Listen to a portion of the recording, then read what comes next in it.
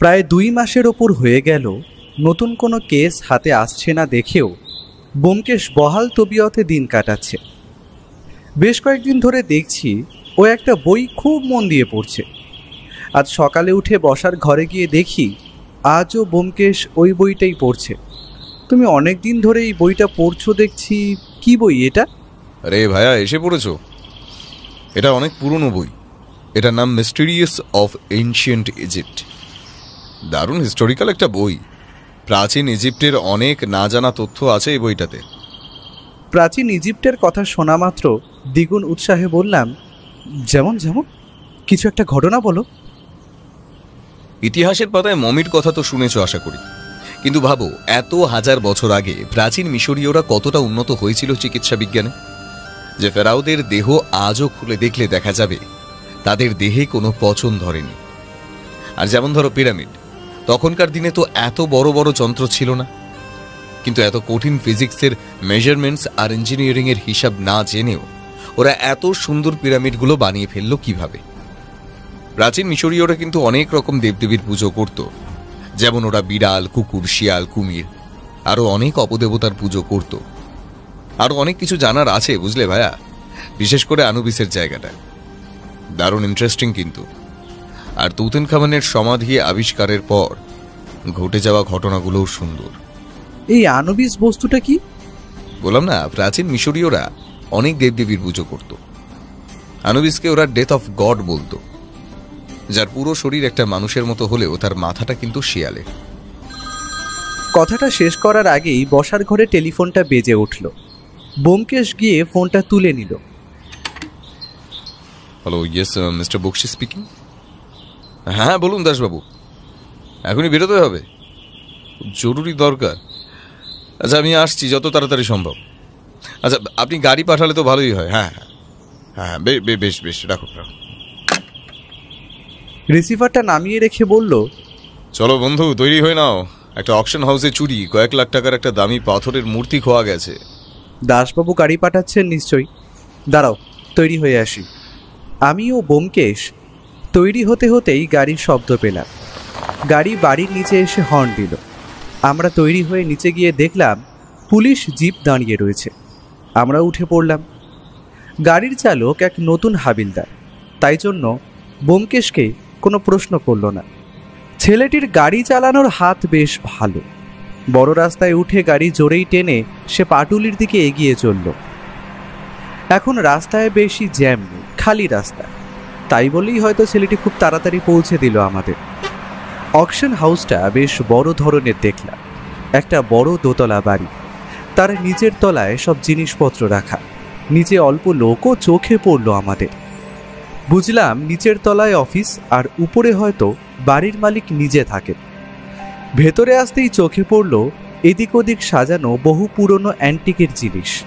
ব্যোমকেশ আমায় একটা ছোট হল ঘরের মতো জায়গা দেখিয়ে বলল, দেখো ভাইয়া, ওটা হলো অকশন রুম, ওইখানেই জিনিস কেনা বেচা হয় বুঝলে। এদিকে আগেও এসেছি, কিন্তু দোকানটা চোখে পড়লেও কোনোদিন আমাদের ভিতরে ঢোকা হয়। আজ বাইরে বেশ কয়েকজন পুলিশ পাহারা দিচ্ছে। আমরা ভেতরে গিয়ে দেখি দাসবাবু সেখানে একটা সোফার উপরে বসে অন্য একজন মানুষের সাথে কথা বলছেন তিনি। আর কথা শুনে মনে হলো বাঙালি নন, কারণ তার কথায় হিন্দির টান আছে। মাঝারি গরম, শরীরে দামি মসলিনের কাজ করা পাঞ্জাবি তিনি পরেছেন। বয়স যতদূর আন্দাজ 45 থেকে 50-এর ঘরে। গায়ের রং শ্যামলা, আর মাথা জোড়া এক মস্ত টাক, আর হাতে ধরা একটা সুন্দর কাজ করা লাঠি। ওটার ওপরটা যে কোনো চকচকে ধাতুর, তাতে আমার সন্দেহ নেই। আমাদের দেখেই দাসবাবু ও লোকটি হাত জোর করে দাঁড়ালো। আমরাও নমস্কার জানিয়ে এগিয়ে গেলাম। দাসবাবু প্রথমেই বললেন, আসুন ব্যোমকেশ বাবু, বসুন বসুন, আমি পরিচয় করিয়ে দিই। ইনি হচ্ছেন এই অকশন হাউসের মালিক বলবন্তজি। আর বলবন্তজি, ইনি হচ্ছেন সেই বিখ্যাত গোয়েন্দা ব্যোমকেশ বক্সি। আর ইনি হলেন ওর সহকারী, পেশায় লেখক অজিত বাবু। ব্যোমকেশ আর আমি একটা সোফায় গিয়ে বসলাম। ব্যোমকেশই বলল, হ্যাঁ বলুন, কি চুরি হয়েছে? ফোনে তো পুরোটা বললেন না, এখন সবটা একটু খুলে বলুন দেখি। দাসবাবু একটা কাগজ ওর পকেট থেকে বার করে ব্যোমকেশের দিকে এগিয়ে দিল।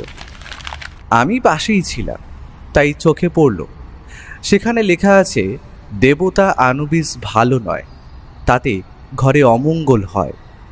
ওটা সিন্দুক থেকে বার করে রাখবেন, তাতে আপনারই মঙ্গল। আনুবিস লেখাটা দেখা মাত্র আমার মনটা কেমন করে উঠল। এ তো সেই ইজিপ্টের ভয়ানক মৃত্যুর দেবতা। এই দোকানে এইসবও কেনা বেচা হয় নাকি? ব্যোমকেশ বলল, এটা তো একটা ক্লিয়ার হুমকির চিঠি। আপনি যখন জানতেন এই চিঠিটার কথা, তবে পুলিশকে আগে খবর দেননি কেন? বলবন্তজি একটু ইতস্তত হয়ে বললেন, আসলে ব্যোমকেশ বাবু, আমার এই ব্যবসা অনেক দিনের, আর বোঝেনি অনেক দামি দামি অ্যান্টিক্স থাকে আমার কালেকশানে। সো একটা ভালো সিন্দুকের দরকার হয় বেশি দামি জিনিসগুলো রাখতে। আমারও এরকম একটা সিন্দুক আছে, তাই ওই হুমকি দিয়ে লাভ নেই। কোনো চোরই এই সিন্দুক খুলতে পারবে না, কারণ পুরা সিন্দুক লোহার, আর চাবি একটাই, ওটা থাকে শুধু আমার কাছে। সেটাও খুব সিক্রেটভাবে রাখি আমি। কথাটা বলার সময় বলবন্তজির মুখে একটা হাসি খেলে গেল। ব্যোমকেশ শুধু বলল, আচ্ছা, তারপর বলুন কিভাবে চুরি গেল জিনিসটা। বলবন্তজি আবার বলা শুরু করলেন, হ্যাঁ ব্যোমকেশ, যে আনুবিসের মূর্তি আমার কাছে ছিল সেটা একদম আসলি, কালো কোষ্টি পাথরের তৈরি, আর সারা শরীর সোনা দিয়ে কারুকার্য করা। আর সবথেকে ভ্যালুয়েবল হলো ওই আনুবিসের চোখে থাকা নীল রঙের দুটো দামি পাথর। ওই মূর্তি খুদ ইজিপ্ট থেকে এসেছে, কোনো একটা সমাধি ক্ষেত্রতে নাকি সেটা পাওয়া গেছিল। তারপর চোরা মার্কেট ঘুরে ঘুরে সেটা আসে আমার হাতে। আর মূর্তিটার একটা হিস্টোরিক্যাল ভ্যালু আছে, বুঝতেই পারছেন, তাই ওটার দাম এখন কত। দাসবাবু একটু মাথা নাড়িয়ে বলল, তা লাখখানেক তো হবেই। ওই মূর্তির আসল ভ্যালু হলো কমসে কম 10 লাখ, আর সেটার জন্যই ওটা চুরি গেল। 10 লাখ! এই কথাটা শুনে আমার মনটা কেমন করে উঠল। 10 লাখের একটা মূর্তি মানে তো বিশাল ব্যাপার। আর তার থেকেও ভালো হবে যদি ব্যোমকেশ সেই মূর্তি খুঁজে বার করতে পারে। আমার খুব ইচ্ছে ওই মূর্তিটা একবার দেখার। সে যাই হোক, বলবন্তজি বললেন, এই যে আজ ফ্রাইডে, সো ওই মূর্তিটা আজই অকশনে ওঠার কথা। কিন্তু আমাদের অকশন হাউসের একটা নিয়ম আছে যে যদি কোনো অ্যান্টিক্স বেচতে হয় সেটা শোরুমে সাজিয়ে রাখতে হয়, যাতে মানুষ ওটা দেখে আর তারপর তার ভ্যালু বুঝে কিনবে। সবসময় রাতে ওটা সিন্দুকে থাকলেও এই 3 দিন অকশন রুমে থাকার জন্য ওটার তোলা হয়নি। আর আজ সকাল সকাল ঘুম থেকে উঠে দেখি মূর্তি নেই। ভাবুন একবার, সকাল সকাল কত বড় লস হয়ে গেল আমার। ব্যোমকেশ দেখলাম এতক্ষণ চুপ করে থেকে ওর কথাগুলো শুনছিল। এবারে বলল, আচ্ছা বলবন্তজি, আপনি বললেন মূর্তিটা 3 দিন অকশন রুমে ছিল, তার মানে কেউ না কেউ মূর্তিটা পছন্দ করেছে বা কিনবে বলে কথা বলছে। তাদের মধ্যে কাউকে আপনার সন্দেহ হয়? বলবন্তজি একটু ভেবে বললেন, হ্যাঁ, আমি এই কথাটাও ভেবে দেখেছি। ওই মূর্তি কেনার জন্য আমার কাছে মোট 3 জন মানুষ এসেছিল। বলতে হবে না দে আর এক্সট্রিমলি রিচ। নিলামে উঠলে তাদের মধ্যে ঠিক ওটা কেউ না কেউ নিত আমার জানা। তা ওদের কাউকে সন্দেহ হয়? দেখুন, 2 জনকে তো হয় না, কারণ ওরা খানদানি বড়লোক, সো ওরা টাকা দিয়ে জিনিসটা কিনবে আমার মনে হয়। কিন্তু একটা লোক নাম আকাশ সিং আগেও আমার দিয়ে অনেক দামি দামি অ্যান্টিক্স কিনেছে, তবে ও আমায় বলেছিল যে ওর কাছে এখন অত টাকা নেই, তবে ওর মূর্তিটা কেনার ইচ্ছে ছিল বিকজ অফ হিস্টোরিক্যাল ভ্যালু। কিন্তু আমার কি করার বলেন, যে ভালো দাম দিবে তাকেই দেব, ওটাই আমাদের অকশনের নিয়ম আছে। আর আমি ওকে বলেছিলাম যে ফ্রাইডে অকশন, যদি আপনি ওই দিন টাকা জোগাড় করতে পারেন তবেই কিনে নেবেন নিলামে উঠলে। লোকটা তখন রক্ত গরম চোখে আমার দিকে যেভাবে তাকিয়েছিল ব্যোমকেশবাবু, আমার আজও মনে পড়ে। দাসবাবু পেছন থেকে বললেন, তা কি করেন তোমার এই আকাশ সিং? আর বাকি যে দুইজন আছে তাদেরও নাম ঠিকানাও আমায় জানতে হবে, তাতে পুলিশের একটু সুবিধে হবে। আর আকাশ সিংকে সরাসরি জেরা করলেই তো আসল মালটা বেরিয়ে আসবে। না দাসবাবু, আপনি তা পারেন না, কারণ আপনার কাছে তার বিরুদ্ধে কোনো প্রমাণ নেই। তাই কারো বাড়ি গিয়েই আপনি তল্লাশি চালাতে পারবেন না। কিন্তু ওদের নাম ঠিকানার সব ডিটেলস আমার চাই। বলবনজি, আপনার কাছে পেয়ে যাবো আশা করি। তা সে আমি দিয়ে দিচ্ছি, কিন্তু ওই মূর্তিটা আমার যেভাবেই হোক চাই। আর তাই আমি ব্যোমকেশবাবুকেও এই কেসটা দিচ্ছি, যাতে খুব তাড়াতাড়ি আমার মূর্তিটা ফিরে পাই। ব্যোমকেশ এবার উঠে গিয়ে বলল, আপনার এই সিন্দুকটা দেখা যায় যেখানে ওই মূর্তিটা থাকতো? কিন্তু এই মূর্তিটা তো এই 3 দিন বাইরে বার করাই ছিল, তাই ওটা দেখে লাভ কি হবে? ওটা তো খালি। তাও আপনারা বলছেন যখন, আপনারা আসুন আমার সাথেই উপরে আমার ঘরে। আমরা সিঁড়ি দিয়ে উঠে গেলাম বলবন্তজির পেছন পেছন। বেশ বড় ধরনের বিদেশি কায়দায় তৈরি সাজানো ওপরটা। বলবন্তজি একটা ঘরের সামনে এসে আমাদের দিকে ঘুরে বললেন, আপনারা একটু বাইরে দাঁড়ান, আমি ওই সিন্দুকটা একটু খুলে নিই। বুঝতেই পারছেন, আমি ওই সিন্দুকের চাবি খোলার ব্যাপারটা সিক্রেট রাখতে চাই। কেউ আপত্তি করল না। 2 মিনিটের মাথায় আমাদের ঘরে আসতে বললেন তিনি। ঘরের এক কোণায় একটা টেবিলের উপর রাখা সিন্দুকটা বেশ সুন্দর কাজ করা। ওটা এখন খোলা রয়েছে আর সেটা ফাঁকা। ব্যোমকেশ এগিয়ে গিয়ে চারিদিকে ঘুরে পুরো সিন্দুকটা ভালো করে দেখল, তারপর বলল, চলুন, আমার যা দেখার হয়ে গেছে। ব্যোমকেশের মুখে তখন যেন ছোট একটা হাসি চোখে পড়ল আমার। আমরা আবার নিচে এসে বসায় ব্যোমকেশই প্রথম কথা বলল, আচ্ছা বলবনজি, আপনার হাতের ওই লাঠিটার উপর দিকের বারটা কি পুরো সোনার? বলবন্তজি একটু থমকে অবাক হয়ে বললেন, হ্যাঁ ব্যোমকেশবাবু, এটা আমার একটা শখ বলতে পারেন। আরে বলবনজি, ওটা তো অনেক দামি মূর্তি। তবে আপনি ওটার ইন্স্যুরেন্স করিয়ে রাখেননি? তাহলে তো আর কোনো চিন্তাই করতে হবে না। না ব্যোমকেশবাবু, টাকাটা বড় কথা নয়। ওটার মতো ভ্যালুয়েবল জিনিস পাওয়া দুষ্কর। আর ইনসিওর আমি করিয়েই রেখেছি, ওটা নিয়ে অসুবিধা হবে না। কিন্তু ওই মূর্তিটা আমার চাই। ঠিক আছে, ধন্যবাদ বলবনজি। আমি যথাসাধ্য চেষ্টা করব আপনার মূর্তি উদ্ধার করে দেওয়ার। কেসটা আমি নিলাম। তাহলে আজ আমরা উঠি, কেমন? দাসবাবু আমাদের ছেড়ে আসার কথা বলতেই আমরা দাসবাবুর জিপেই বাড়িতে ফিরলাম। আর গাড়ি থেকে নেমে ব্যোমকেশ দাসবাবুকে বলল, আপনি একটা কাজ করুন, আজ রাতের মধ্যেই আকাশ সিং আর বাকি জনের ব্যাপারে যতটা তথ্য পারবেন বার করে ফোনে জানান। আরে আর কি বড় কাজ, হয়ে যাবে হয়ে যাবে। দাসবাবুর জিপটা ধোঁয়া উড়িয়ে বেরিয়ে গেল। সেদিন খাওয়ার টেবিলে ব্যোমকেশ বলল, জানো ভাইয়া, আমার খুব ইচ্ছা ছিল এই আনুবিসের আসল মূর্তিটা নিজের হাতে দেখার। তার জন্য এই কেসটা হাতে নিলাম। জিনিসটার অনেক ভ্যালু আছে। আচ্ছা, বলবন্তজি কিন্তু আমাদের সামনে ওর সিন্দুকটা খুলল না। আর যদি ওটা কোনো চাবি দিয়ে খুলে থাকে, তবে একবারও চাবির ঝনঝন ধাতব শব্দ হবে না? হ্যাঁ ভাইয়া, ব্যাপারটা তুমি ভালোই ধরেছ। আমিও ভাবছিলাম এটা নিয়ে, তবে ওটা যে বড় কোনো ব্যাপার না, কারণ উনি হয়তো সাবধানে চাবিটা লাগিয়েছিলেন। তবে আর একটা ব্যাপার তুমি লক্ষ্য করোনি, যেটা শুধুমাত্র আমি দেখেছি। আমি যখন সিন্দুকটার কাছে গেলাম, সেখানে কিন্তু কোনো চাবি লাগানোর লক কিন্তু পেলাম না। তার জায়গায় একটি মাত্র ছিদ্র।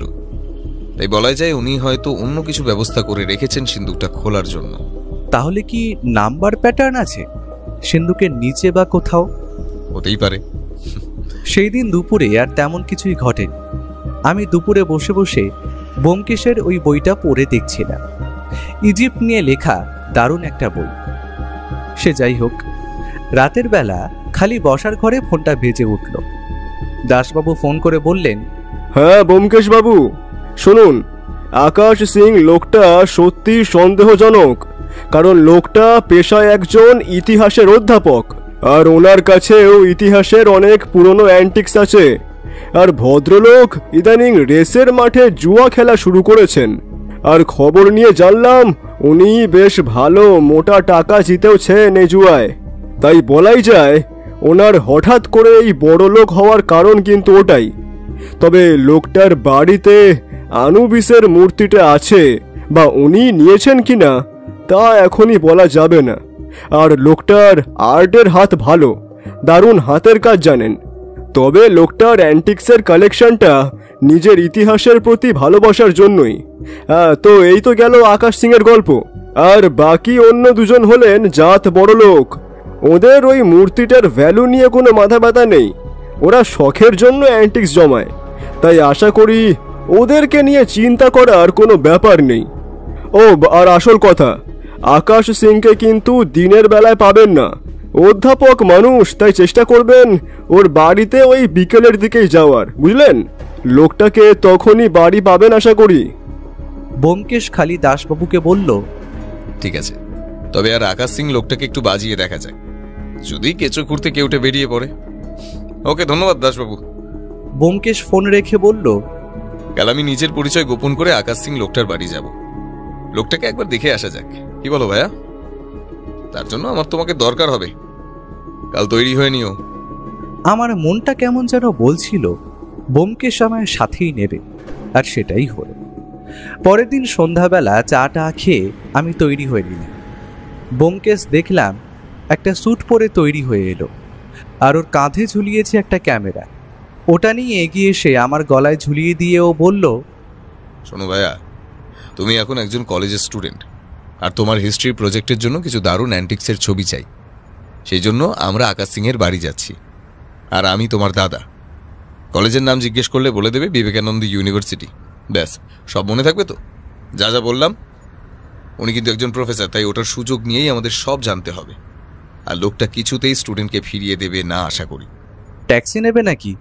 তার দরকার পড়বে না, বেশি দূরে নয়, আমাদের বাড়ি থেকে মিনিট 20 হাঁটা পথ, গল্প করতে করতে পৌঁছে যাব।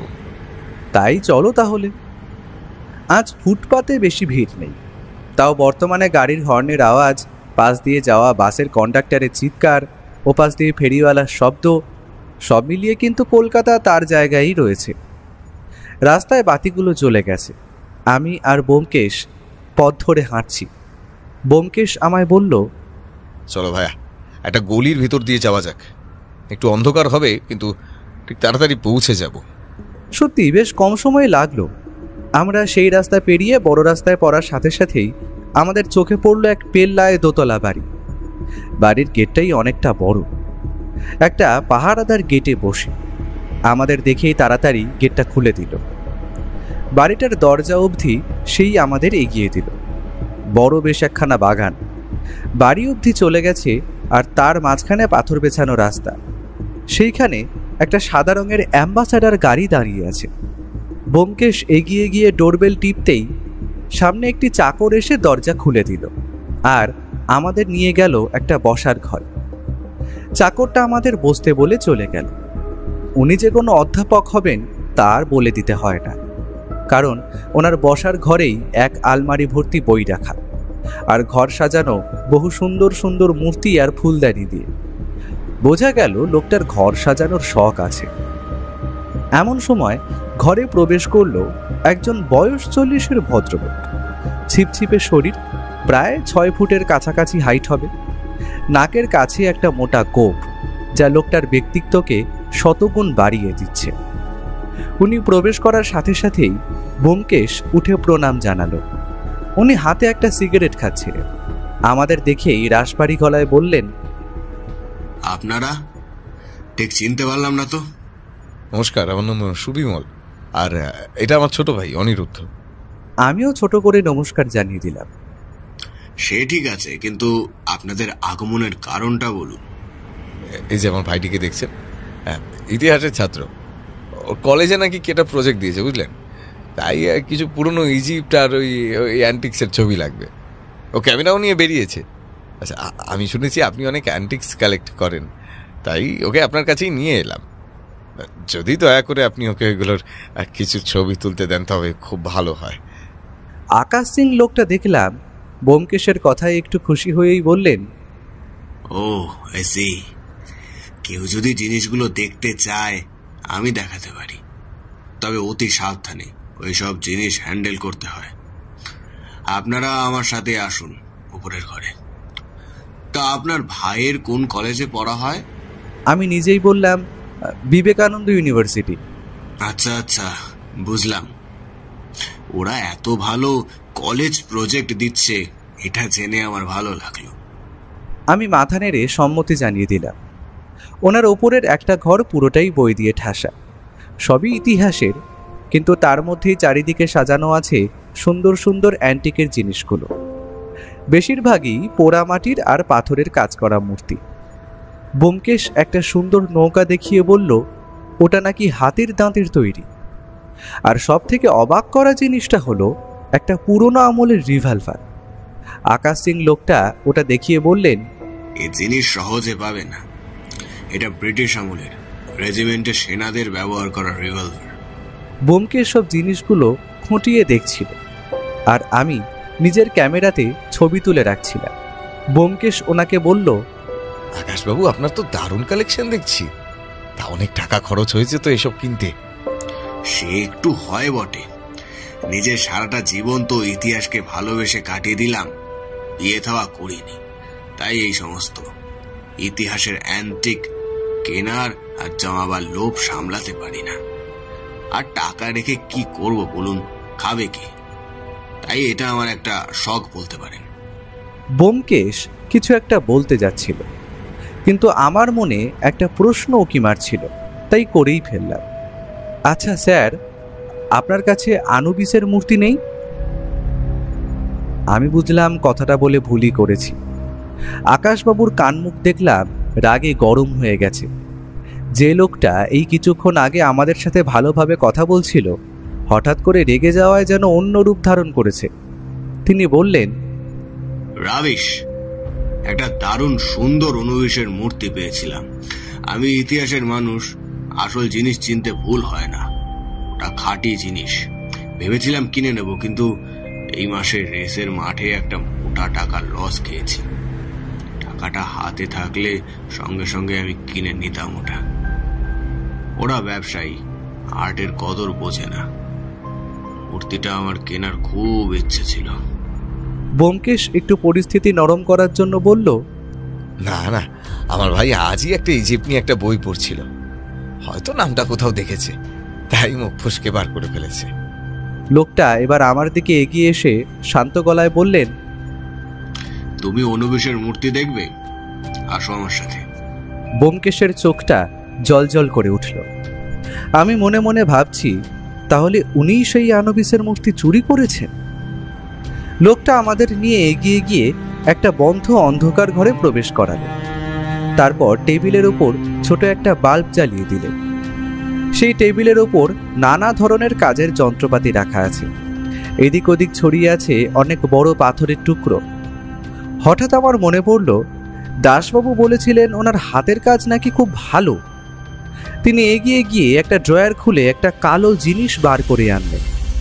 সেটা দেখে তো আমি থ, কারণ হাত বিগতের মতো কালো পাথরের তৈরি একটা মূর্তি। অতি নিপুণভাবে মূর্তিটা তৈরি করা হয়েছে। মূর্তিটা দেখিয়ে কেমন যেন ভয় হয়। মূর্তির পুরো শরীরটা মানুষের মতো হলেও মুখটা শিয়ালের মতো। আর সেই দেবতার পুরো শরীর জুড়ে খোদাই করা রয়েছে অসংখ্য গহনা। শিল্পীর হাতের প্রশংসা না করার কোনো প্রশ্নই ওঠে না।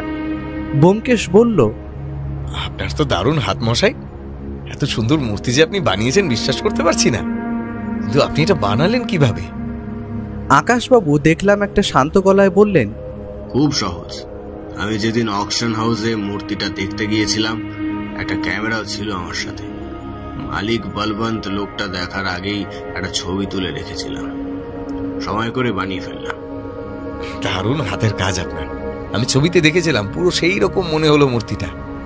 আসল মূর্তিটা দেখলে বুঝতেন ওটা কতটা ভ্যালুয়েবল। ওটা এর থেকে 1000 গুণ বেশি সুন্দর। ওই মূর্তির চোখ দুটো ছিল নীল, অর্থাৎ নীল রঙের দামি পাথর, আর মূর্তির সব অলংকার সোনার তৈরি। একটুর জন্য হাতছাড়া হয়ে গেল আমার। তারপর এটা ওটা অল্প কথার পর আর সেইখানে বসিনি। আমরা নমস্কার জানিয়ে বেরিয়ে পড়লাম। বেরোনোর আগে আকাশবাবু আমাদের বললেন, আপনারা ফিরবেন কিসে? ট্যাক্সি ডেকে দেবো? না না, এর কোনো দরকার নেই, আমরা চলে যাব, কাছেই আমাদের বাড়ি। আমরা আবার হাঁটতে শুরু করলাম। পরে বুঝেছিলাম ওই পরামর্শটা মেনে নিলে হয়তো ভালোই করতাম। আমরা আবার বড় রাস্তা পেরিয়ে আবার সেই গলির পথেই গেলাম। আগের বার আসার সময় বেশ তাড়াতাড়ি হয়েছিল। আমি ব্যোমকেশকে প্রশ্ন করলাম, আচ্ছা কি বুঝলে তুমি? আমার তো আকাশ সিং লোকটাকে ভালো বলেই মনে হলো। ব্যোমকেশ নিজের মনে কিছু বিড়বিড় করতে করতে যাচ্ছিল। আমার কথা শুনে সে বলল, একটা সোজা জিনিস মাথায় আসছে না। আকাশ সিং লোকটার যেরকম হাতের কাজ দেখলাম, উনি কি সত্যি ওটা ফটো দেখে বানিয়েছেন না আসলটা চুরি করে, সেটা কিন্তু আমরা জানি না। তাই সন্দেহটা বেশিভাবে দানা বাঁধছে ওর উপর। হতে পারে চুরিটা ওই করেছে আর হুমকির চিঠিটাও ওনার দেওয়া। আচ্ছা তুমি ওকেও সন্দেহ করছো নাকি? আমার তো মনে হলো না যে তিনি এইসবের মধ্যে জড়িয়ে আছেন। হ্যাঁ ভাইয়া, তুমি ঠিকই ধরেছ। উনি আমার সন্দেহের তালিকায় ছিলেন, আর সামনে দেখা করে একদম পরিষ্কার হয়ে গেলাম। আমরা এগোচ্ছি একটা গলির অন্ধকার অংশ দিয়ে। সব জায়গায় অল্প অল্প আলো থাকলেও সেই জায়গাটা একটু বেশি অন্ধকার। আমরা সেইখান থেকে এগিয়ে যাব এমন সময় হঠাৎ করে সামনে 3টি অন্ধকার মূর্তি দেখা গেল। গলিটায় এত অন্ধকার থাকলেও তাদের দুজনের হাতে মোটা ধরনের লাঠি আছে তা বলে দিতে হয় না। ওই পাশে একটা বড় ডাস্টবিন ছিল, তার চারপাশে বড় ময়লার স্তূপ। ওইখানেই ওরা হয়তো গা ঢাকা দিয়ে লুকিয়েছিল। ব্যোমকেশ আমার হাতে একটা চাপ মেরে বলল, ভয় পেও না অমরজিৎ, চুপচাপ দাঁড়িয়ে থাকো। এমন সময় ওদের মধ্যে একজন এগিয়ে এসে বলল, বড় বার বাড়ছেন দেখছি বাছা ধনেরা। শুনলাম একটা দামি মূর্তির কেস নাকি আপনি হাতে নিয়েছেন। তাই কেসটা খতম হওয়ার আগেই যদি আপনাদেরকে এখানে খতম করে দিই, কেমন হয়? হেসে বলে উঠল লোকটা। ব্যোমকেশ চুপ ছিল এতক্ষণ। হঠাৎ যেন তার মুখে একটা হাসি দেখা দিল। সে হেসে নিজের বাজখাই গলায় নির্ভয়ে জবাব দিল, অজিতেশ বক্সি তোদের মতো ভাড়াটে গুন্ডাকে ভয় পায় না। তোদের যে পাঠিয়েছে তাকে বলে দিস মূর্তিটার কেস আমার হাতে এসেছে, সেটা যেভাবেই হোক আমি উদ্ধার করবই। ওদের মধ্যে আবার সেই লোকটা বলে উঠল, এই বেশি কথা বললে না এখানেই মেরে রেখে দেবো, চুপ। ব্যোমকেশ নিজের পকেটে হাত বাড়ালো আর বার করে আনলো ওর রিভলভারটা।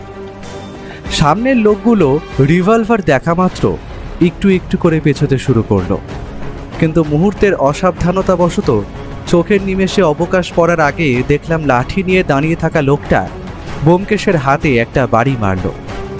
মুহূর্তের মধ্যে ব্যোমকেশের হাতে ধরা রিভলভার মাটিতে গিয়ে পড়ল। এই সুযোগে আমাদের উপর ঝাঁপিয়ে পড়ল লোকগুলো। ব্যোমকেশ সামনের সন্ডা দুটো লোককে লক্ষ্য করে এগিয়ে গেল, আর অন্য লোকটা আমার দিকে এগিয়ে এলো। আমার মুখ লক্ষ্য করে লাঠি দিয়ে একটা বাড়ি মারবে, আমি এক লাফে ছিটকে পড়লাম পাশে। তারপর লোকটাকে লক্ষ্য করে একটা লাঠি ছুঁড়ে দিলাম। লোকটার সেটা দেখে হকচকিয়ে গেল।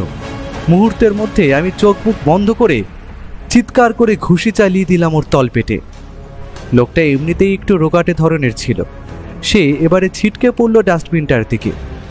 লোকটা তখন মাটিতে পড়ে গোঙাচ্ছে, কিন্তু হঠাৎ আমার ব্যোমকেশের দিকে নজর গেল। ওদিকে তখনও ধস্তাধস্তির শব্দ হচ্ছে। দুটো কালো শরীর ঝাঁপিয়ে পড়েছে ব্যোমকেশের উপর, তাদের একজনের হাতে লাঠি। আমি অন্ধকার লক্ষ্য করে দেখলাম একজনকে একটা মোক্ষম প্যাঁচ দিয়ে ধরাশায়ী করলো, কিন্তু পেছন থেকে অন্য লোকটা ওর ঘাড়ে লাঠি দিয়ে আঘাত করলো। ব্যোমকেশ আঘাতে নিচু হয়ে আসতেই হঠাৎ আমার চোখে পড়ল একটু দূরে পড়ে থাকা রিভলভারটা। আমি একটা ডিগবাজি খেয়ে ওইখানে পৌঁছে সেটা তুলে তাক করলাম লোকগুলোর দেখে। লোকগুলো দেখলাম ভয় পেয়েছে। আমি বন্দুক হাতে অতি সাবধানে ব্যোমকেশের দিকে এগিয়ে গেলাম। রাস্তায় এই সুযোগে লোকগুলো চোখের নিমেষে দে ছুট।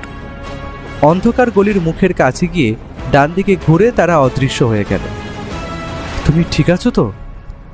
ও তখনও হাঁপাচ্ছে। ঘাড়ের কাছে হাত এনে ব্যথার সুরে বলল, হ্যাঁ, লোকগুলো সংখ্যায় বেশি ছিল বলে বেঁচে গেল। একটাকে বাগে আনতে পেরেছিলাম, ওই সুযোগে অন্যটা মারতে পারলো। আমার হাতটা ধরো তো বন্ধু। আমার হাতটা ধরে ও উঠে দাঁড়ালো। আমি ওর হাতে রিভলভারটা দিয়ে দিলাম। আমরা এগিয়ে গেলাম গলি ধরে। গলিটা দিয়ে এগিয়ে গিয়ে পড়লাম বড় রাস্তায়। সেখানে একটা ট্যাক্সি আগে থেকেই দাঁড়িয়েছিল। আমরা উঠে বসতেই গাড়িটা চলতে শুরু করলো। আমরা এগিয়ে চললাম বাড়ির পথে। পথে ব্যোমকেশের মুখটা দেখলাম গম্ভীর, মানে ও কিছু একটা নিয়ে চিন্তা করছে। বাড়িতেও খাবার টেবিলে কিছুই বলল না। আমি জানি এখনও নিজেকে ডুবিয়ে দেবে নিজের ভাবনার জগতে। ওর মনে এখন চলছে হাজারো প্রশ্নের ঝড়। আমি ওর ঘরে গিয়ে বসলাম। ও পুরো ঘরে পায়চারি করছিল। আমায় দেখেই বলল, আরে ভাই এসো, ওই টেবিলে ডায়েরিতে কিছু প্রশ্ন লেখা আছে বুঝলে, ওটা দেখে আমায় একটু পড়ে বলো তো। আমি ডায়েরিটা তুলে লেখাগুলো দেখলাম।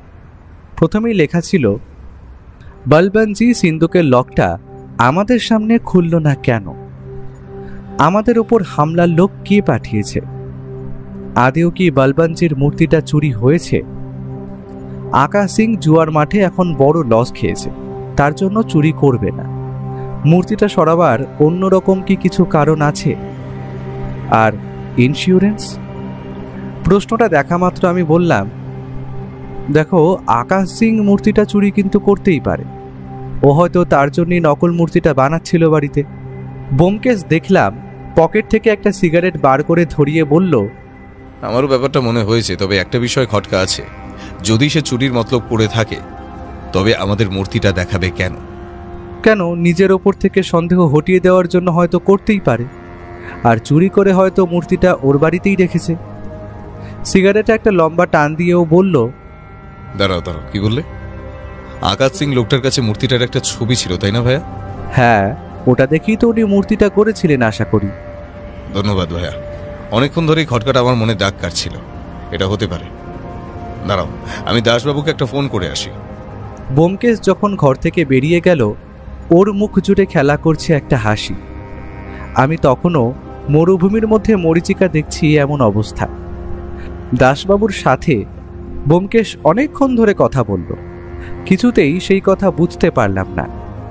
কিন্তু এর পরেও আর একটা কাকে ফোন করলো সেটা ভগবানই জানেন। আমার কাছে এগিয়ে এসে বলল তারপর, সবকিছু ক্লিয়ার হয়ে গেছে। তোমার আনুবিসের মূর্তি দেখার শখ ছিল, তাই না অমরজিৎ?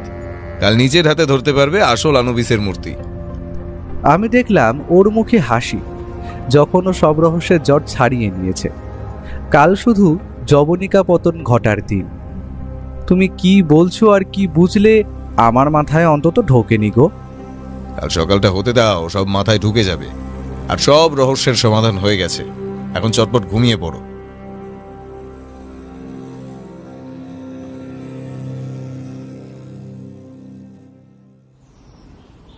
পরের দিন সকালে ঘুমটা ভাঙতে বেশ দেরিই হলো। উঠে দেখি বেলা 9টা হয়ে গেছে। আমি একটু খবরের কাগজটা উল্টে পাল্টে দেখছিলাম। এমন সময় ঘরের দরজা খুলে ভেতরে ঢুকলো এক বছর 50-এর লোক। তার মাথায় টুপি, চোখে গোল গোল চশমা, তাতে আবার ফিতে আছে, সেটা গলায় ঝুলছে। নাকের ডগায় একটা ছোট গোঁফ, পরনে সিল্কের কাজ করা পাঞ্জাবি। এক ঝলক দেখে মনে হচ্ছে যেন কোনো ধনী মানুষ, কিন্তু আমাদের ঘরে। আমি জিজ্ঞেস করলাম, আপনি কে? এখানে কি কিছু দরকার আছে? হঠাৎ চেনা গলায় উত্তর এলো, তুমি যখন চিনতে পারোনি তাহলে কেউ বুঝতে পারবে না। নিশ্চিত হওয়া গেল। এ যে ব্যোমকেশ ছদ্মবেশে এসেছে। ওর আবার ছদ্মবেশ নেওয়ার কারণ কি?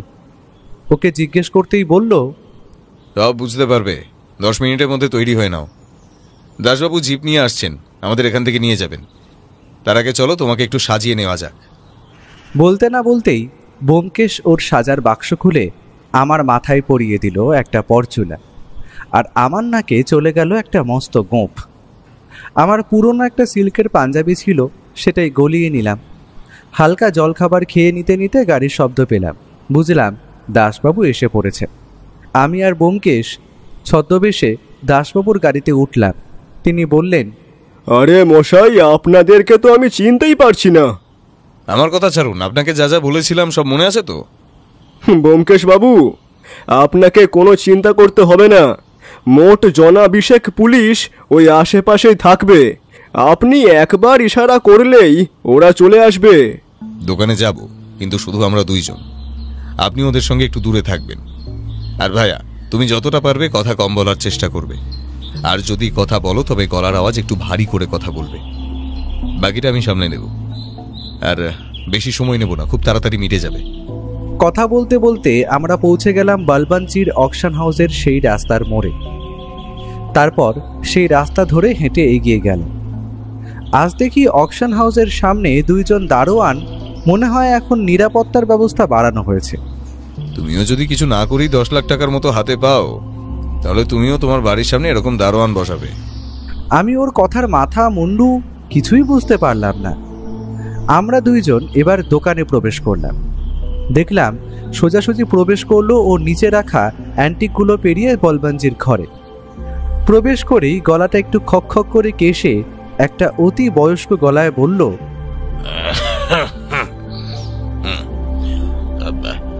ভেতরে আসতে পারি? ওর গলাটা এতটা বয়স্ক ও করতে পারে প্রথমবার দেখলাম। বলবানজি নিজের হিসেব করছিলেন। আমাদের দেখেই উঠে নমস্কার জানিয়ে বললেন, আসেন আসেন, কি লাগবে বলুন। অনেক পুরানা আর দামি অ্যান্টিক্স পাবেন আমার দোকানে। হ্যাঁ, আমি দোকানের সব অ্যান্টিক্স দেখলাম, কিন্তু আমি যেটা খুঁজছি সেটা দেখলাম না। একটা পুরনো ভ্যালুয়েবল আনুবিসের মূর্তি আছে নাকি আপনাদের কাছে? ওটা পাওয়া যাবে? টাকা যা বলবেন পুরোটাই পাবেন। ওটা নিয়ে চিন্তা করি না আমি। হ্যাঁ ছিল, কিন্তু মূর্তিটা কিন্তু আনফর্চুনেট, ওটা চুরি হয়ে গেছে। কিন্তু আপনি যদি 12 লাখ দেন, ওটার মতো একটা মূর্তি আমার কাছে আছে, ওটা পাবেন। হ্যাঁ, নিয়ে আসুন, আমি দেখবে। আসল আর ভালো হলে চেকে পেমেন্ট করে নিয়ে যাব। বলবানজি দেখলাম ব্যোমকেশের কথায় একটু খুশি হয়েই বললেন, আপনারা বসুন। ওটা অত দামি জিনিস, বুঝতেই পারছেন, তাই ওটা আমি সিন্দুকের ভিতর রাখি।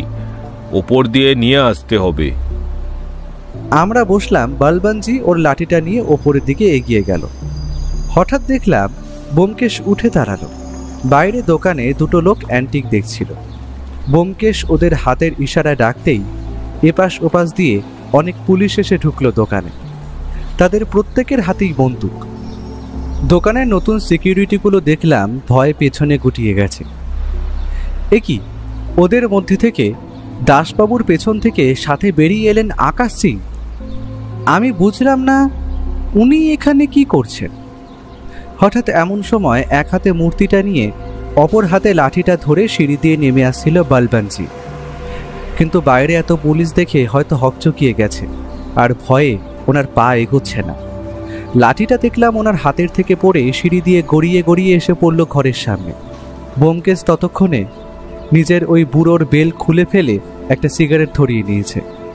সে এগিয়ে গেল লাঠিটার দিকে, ওটাকে হাতে তুলে নিয়ে বলল, আচ্ছা, আপনার সিন্দুকটা তো আপনি কারো কাছে খোলেন না, ওটা নাকি সিক্রেট। চলুন, আজ আমি আপনাকে খুলে দেখাচ্ছি। আর আকাশবাবু, আপনি ওনার হাত থেকে ওই আনুবিসের মূর্তিটা নিয়ে দেখুন তো ওরা আসলটা কিনা। আপনার মতো পাকা শিল্পীর চোখ আশা করি ওই আসল মূর্তি দিতে পারবে না। আপনাদের কাছে কি প্রমাণ আছে যে এটা আসল মূর্তি? শুধু শুধু আমাকে এমন বিনা প্রমাণে দোষ দেওয়ার সাহস কে দিল আপনাদের? আরে কত প্রমাণ চাইছেন বলবানজি? চলুন, সব আজ আপনি বুঝতে পারবেন। ব্যোমকেশ ওনার কাছে গিয়ে ওর হাত দিয়ে মূর্তিটা ছিনিয়ে নিল। বলবানজি পাথরের মতো খালি দাঁড়িয়েই রইলেন, কোনো কথা বললেন না। ব্যোমকেশ সেই মূর্তিটা আকাশ সিংয়ের হাতে দিয়ে বলল, দেখুন তো আকাশবাবু, এটাই আসল কিনা। আমি আমার মূর্তি আমার কাছে রেখেছি, তাতে দোষটা কি? আর মূর্তিটার ইন্স্যুরেন্স বাবদ যে 10 লাখ টাকা কোম্পানি থেকে নিয়েছেন, ওটার কি বলবানজি?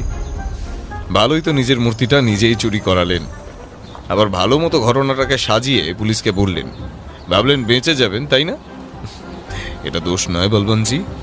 বলবানজি দেখলাম তখনও ঘামছে। আমি জানি ওর বুকটা এখন হাঁপড়ের মতো ওঠানামা করছে। আমি বললাম, সবই তো বুঝলাম, কিন্তু আগের দিন উনি আমাদের সামনে সিন্দুকটা খুললেন না কেন? তা দেখাবেন কেন? ওটা ওনার আসল চাল। ওটা যে উনি ছাড়া আর কেউ খুলতে পারবেন না, কারণ ওটার চাবি থাকতো শুধু ওনার কাছেই। চলুন আজ দেখাচ্ছে ওই সিন্দুকটার রহস্য। ব্যোমকেশের হাতে তখন বলবন্তজির লাঠিটা, যেটার মাথার দিকটা পুরো সোনার। আমরা উপরের ঘরে প্রবেশ করতেই সবার সামনেই ব্যোমকেশ হাতের লাঠিটা তুলে ধরে বলল, চলুন সবাই আজ একটা আলাদা চাবি দেখতে চলেছেন, সোনার চাবি দেওয়া সিন্ধুক। ব্যোমকেশ একটা প্যাচ ঘোরানোর সাথে সাথেই সোনার জায়গাটা লাঠি থেকে আলাদা হয়ে গেল। ও সোনার লাঠিটার উপরের আধা অংশ নিয়ে এগিয়ে গেল সিন্দুকটার দিকে। তারপর নিজের ছুচালো চাবির মতো অংশটা ঢোকাতেই খুট করে শব্দ করে সেটা খুলে গেল।